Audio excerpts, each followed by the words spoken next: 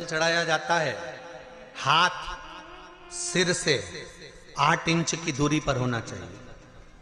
जम के बोलिए, सिर से कितना ऊंचा होना चाहिए?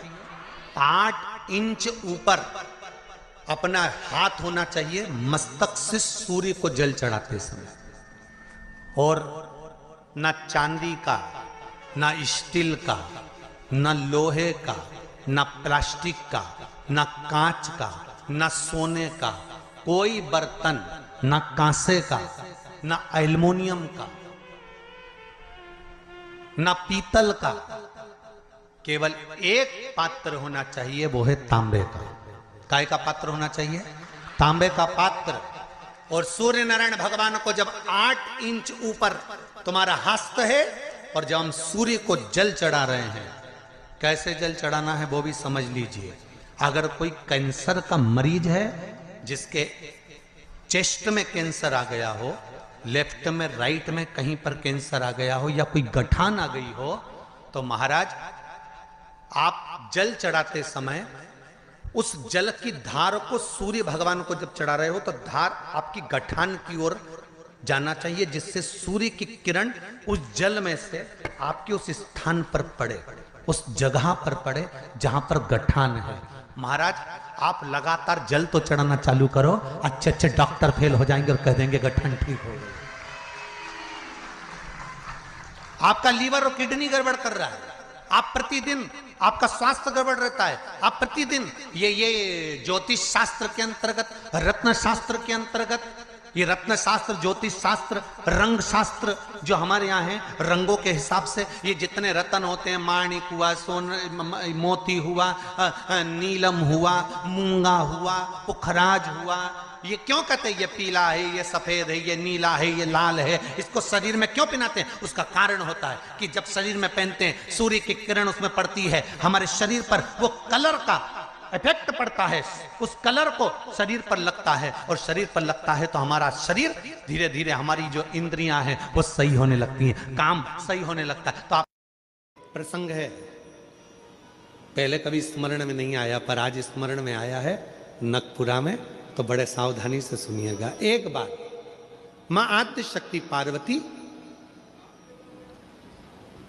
अपनी सखी गजमुखी के पास गई। क्या नाम था उनकी सहेली का? गजमुखी। जम के बोलो, गजमुखी। उनकी सखी गजमुखी के पास गई। ध्यान देना थोड़ा सा।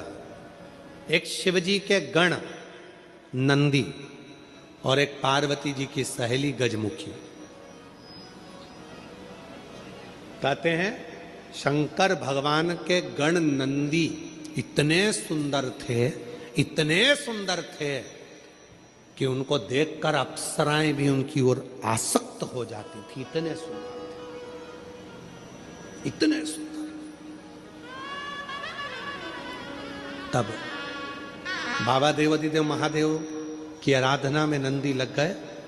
शिवजी ने कहा वर मांगो, तुमको क्या चाहिए? तो कहा कि मेरा मुख बदल दो, मुझे ये मनुष्य का चेहरा नहीं चाहिए। क्यों? अगर ये चेहरा रहेगा तो लोग मेरी ओर आसक्त होंगे, और मैं आपकी भक्ति नहीं छोड़ना चाहता, इसलिए मुझे ये चेहरा हटाकर आप नंदी का चेहरा लगा दीजिए और मुझे आपका शिष्य बना दीजिए। दूसरे नंबर पर है माता पार्वती जी की सहेली गजमुखी।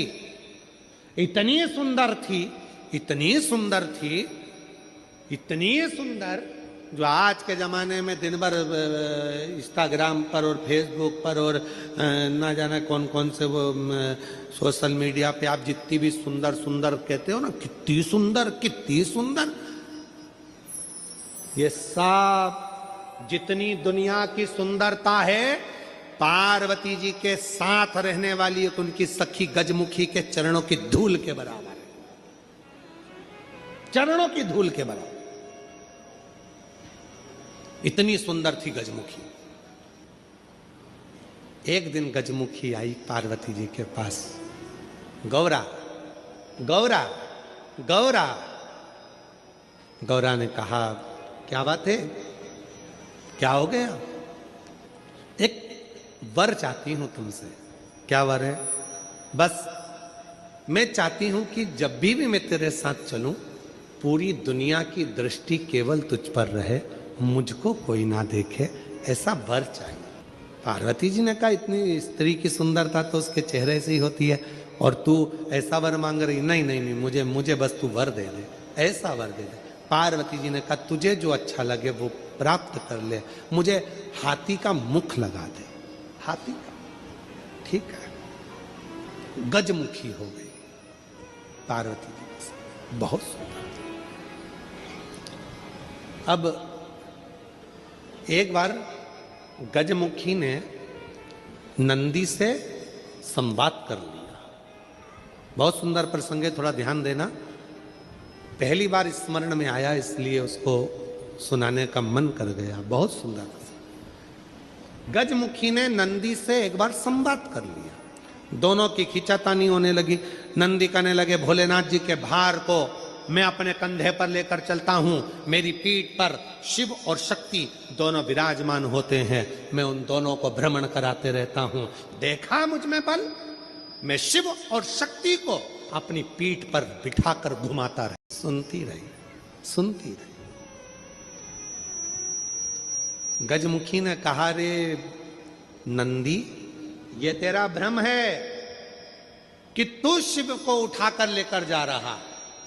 ये तेरा भ्रम है कि शंकर भगवान तेरी पीठ पर बैठकर जा रहे हैं।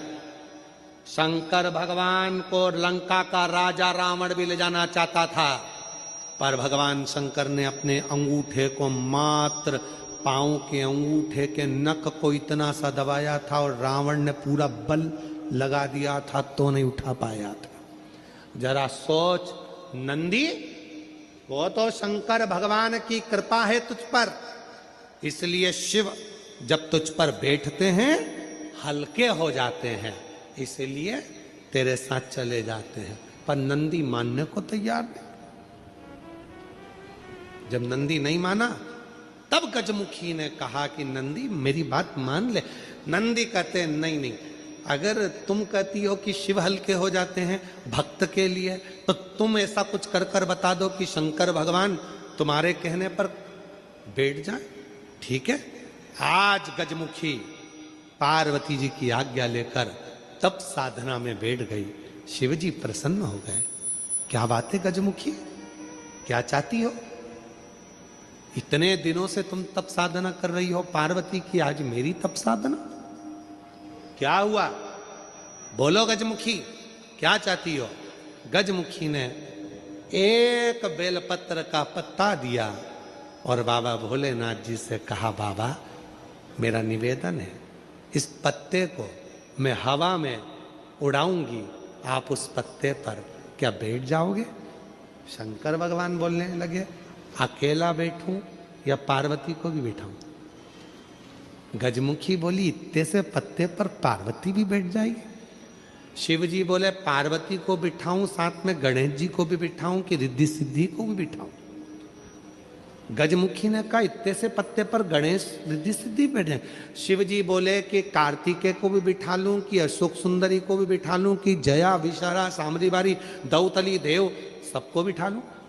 इतना बड़ा परिवार सब बैठ जाएगा? इतने में शिव जी बोले कि भगवान विष्णु और लक्ष्मी को भी बिठा लूं क्या? कहा विष्णु लक्ष्मी, तू कहे तो ब्रह्मा ब्रह्माणी को, ब्रह्मा ब्रह्माणी, इंद्र इंद्राणी, 33 कोटि देवता इस पत्ते पर बिठा देता हूं, बोल गजमुखी। गजमुखी मुस्कुराकर बोली, ये सब तो नहीं, केवल आप बैठ जाइए। गजमुखी ने शिव नाम लेकर पत्ते को शिवलिंग पर चढ़ाने के लिए बस थोड़ा सा उसको नीचे की ओर गिराया। उतनी देर में उस पत्ते के अधर पर मेरा शंकर आकर विराजमान हो गया। मेरा शिव उस पत्ते पर आकर विराजमान।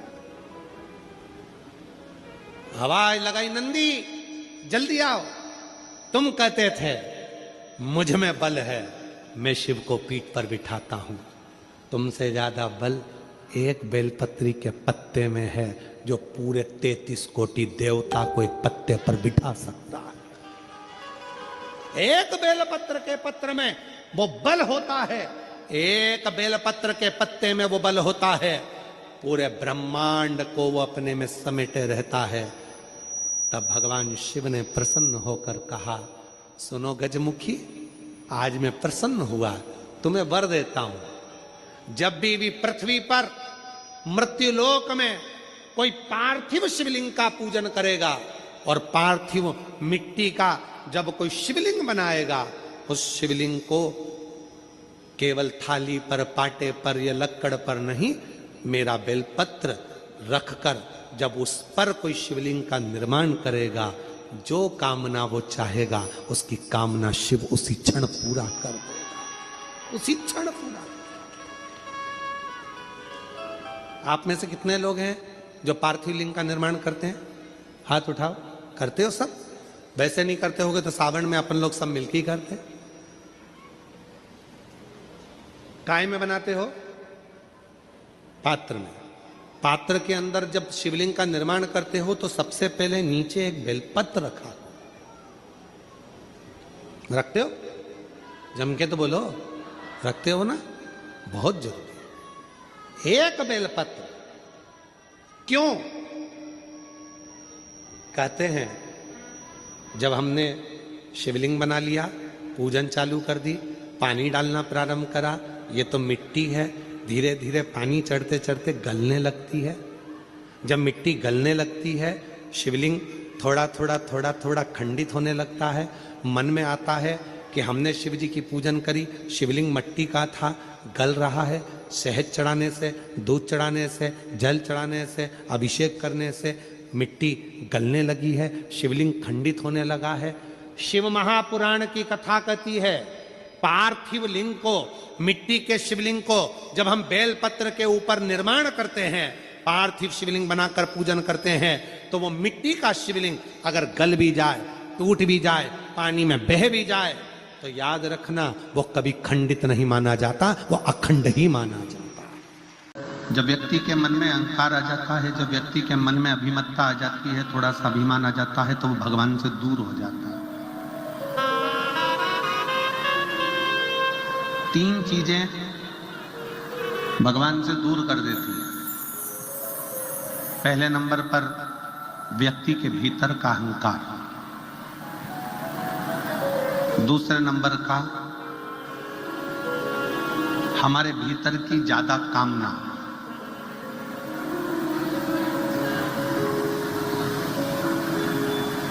तीसरे नंबर पर लोभ। एक अहंकार, कामना और लोभ, ये 3 ऐसी है कि जो हमें परमात्मा से दूर कर देती है। जैसे जैसे भीतर अहंकार आता चले जाता है, अभिमान बढ़ता चले जाता है, अभिमत्ता आती चली जाती है, वैसे वैसे परमात्मा दूर होते चले जाता है।